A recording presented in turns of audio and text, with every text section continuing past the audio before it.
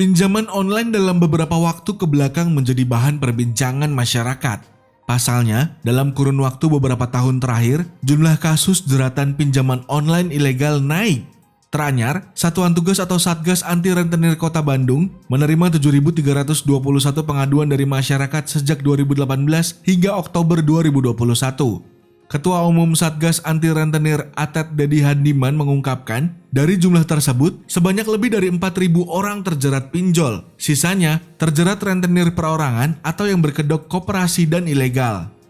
Lebih detail, rata-rata alasan peminjaman dilakukan untuk dana pendidikan sebesar 6%, berobat 3%, usaha 49%, kebutuhan konsumtif dan biaya hidup sehari-hari 33%. Karena itu, dalam keputusan wali kota, Satgas melibatkan OPD untuk tindak lanjut. Misalnya di pendidikan itu ada akses pendidikan gratis oleh Dinas Pendidikan, warga yang berobat ke Dinas Kesehatan, ungkap Atet saat program Bandung Menjawab di Auditorium Rosada Balai Kota Bandung, Kamis 14 Oktober 2021. Pinjol yang menjerat masyarakat rata-rata sering melakukan beberapa hal yang merugikan, seperti memberikan pinjaman kecil dengan bunga besar, ancaman kepada nasabah dan kerabat, hingga mengedit foto sang nasabah dan disebar ke sejumlah platform atau kerabat. Presiden Joko Widodo pun akhirnya angkat bicara tentang pinjol ilegal. Dirinya meminta otoritas terkait dapat mengatasi hal ini agar tidak merugikan masyarakat.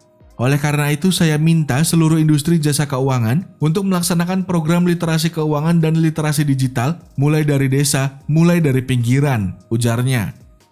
Di sisi lain, Polri langsung bergerak untuk memberantas pinjol ilegal yang merebak dan menjerat masyarakat. Salah satunya dengan penangkapan 32 orang desk kolektor yang biasa disewa oleh pinjol ilegal di Jakarta Barat, Kamis 14 Oktober 2021. Kabag Penerangan Umum Divisi Humas Polri, Kombes Polisi Ahmad Ramadan mengakui kesadaran korban masih kurang tentang memilih platform teknologi finansial menjadi penyebab utama. Banyak juga korban yang murni tertipu sampai akhirnya terjerumus. Beberapa sekedar coba-coba dan menganggap enteng dampak dari aktivitas pinjaman ke pinjol ilegal hingga akhirnya dirugikan. Hampir semua korban pinjaman online ini tidak memahami tentang praktik-praktik penipuan melalui modus pinjaman online. Sampai Oktober 2021, Mabes Polri telah menangani 371 kasus, di mana sudah ada 91 kasus yang sudah dimeja-hijaukan, ungkapnya dalam diskusi virtual Kamis 14 Oktober 2021. Dirinya menambahkan, pinjol ilegal tidak bekerja sendiri, mereka merupakan sindikat, dan ada beberapa yang juga saling terhubung antar pinjol ilegal. Beberapa temuan malah digerakkan dari oknum-oknum di luar negeri.